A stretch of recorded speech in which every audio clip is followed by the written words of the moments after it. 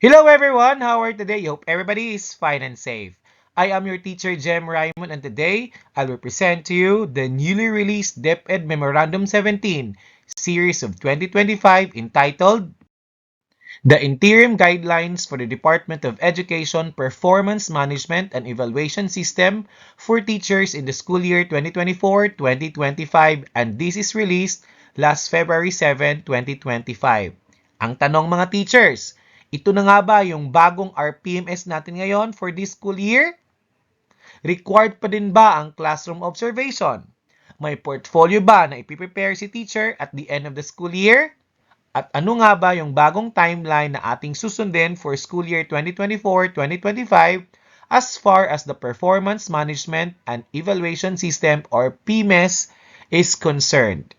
Ilan lamang ito sa mga tanong na sasagutin natin sa video na to. Hi everyone! Welcome to my channel. My name is Mr. Jem Raymond Chen, Master Teacher 2 from Escalante Central Elementary School. Click like and share if this video tutorial helps you. Don't forget to click subscribe below to keep updated for my future tutorial. Nire-review na nga po ng DepEd Central Office ang Department Order No. 2 Series of 2015 o ang Guidelines on the Establishment and Implementation of RPMS upang mapabuti at mapadali yung mga proseso at requirements ng performance management ng ating mga teachers. Now, habang binubuo ang mas komprehensibong guidelines para sa mga pagbabagong gagawin sa Department Order No. 2 Series of 2015 na may kinalaman nga sa RPMS, inilabas ng DepEd Central Office ang DepEd Memorandum 17 Series of 2025 o ang Interim Guidelines for DepEd Performance and Evaluation System or PEMES for teachers para sa school year 2024-2025.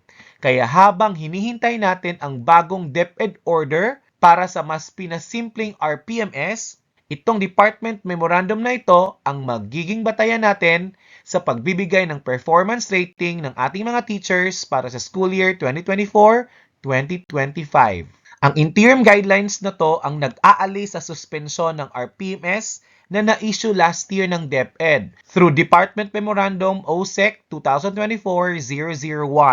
Naayon yan sa Executive Order 61 Series of 2024.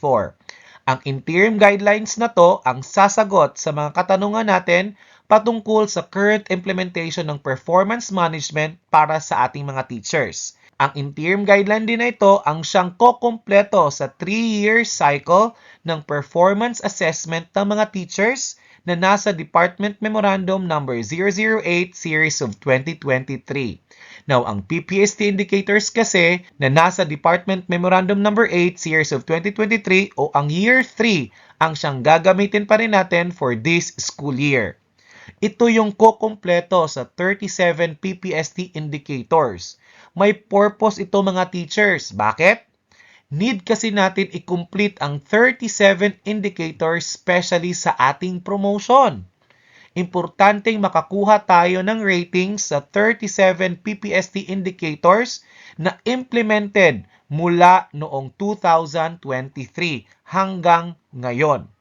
Ang mga indicators ngayong taon ang siyang kokompleto sa 37 na indicators na yon. Now, nakapag-attend po kasi ako ng regional training for trainers or the assessors for promotion kapag na fully implement na ang career progression this year. Yung Teacher 1 to Teacher 7 at saka yung MT1 to MT5. So please stay tuned po sa aking channel dahil i-discuss ko po dito yung mga bagong requirements for promotion ng ating mga teachers kapag fully implemented na po ang career progression this year. Now, balikan natin muli yung Department Memorandum 17 Series of 2025. Ang interim guidelines na to for PMES or Performance Management and Evaluation System for teachers ang ipapatupad mula ngayong 4th quarter of school year 2024-2025. Ang mga PMES activities na nakasaad sa interim guidelines na to ang siyang kikilalanin at tatanggapin para sa ratings na makukuha ng mga teachers sa kanyang performance management for this school year. Ang interim guidelines na to ay pinirmahan ng ating DepEd Secretary Sani Angara. Now, ano nga ba yung bagong timeline or cycle for Performance Management and Evaluation System or PEMES for this school year? Now, ito na nga po yung PEMES cycle for school year 2024-2025. For Phase 1 or Performance Planning and Commitment, magde-discuss si rater at ratee sa mga objectives na gagamitin for this school year. Now, during their discussion, they need the copy of the IPCRF na makukuha natin sa link na to. Kapag na-click mo yung link na yan, ito yung makikita mo.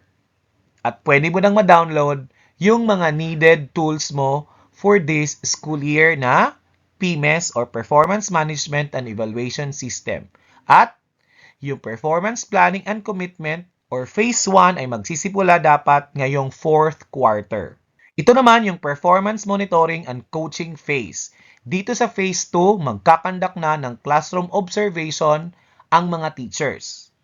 Pwede siyang magkandak ng Classroom Observation 1 and or Classroom Observation 2 gamit ang Classroom Observation Tools. Yes, tama po yung narinig nyo mga teachers. Pwedeng isang classroom observation lang ang gagawin ni teacher gamit ang lahat ng classroom observable indicators for this school year.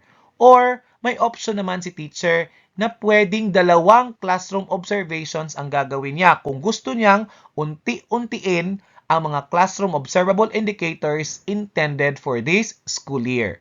Now, ipe-present ko later sa video kung ano-ano yung mga indicators na need i-observe for our teachers. Now, anytime sa 4th quarter, ito gagawin.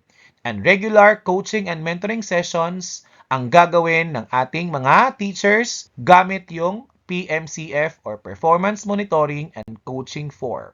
Ito naman yung Performance Review and Evaluation Phase.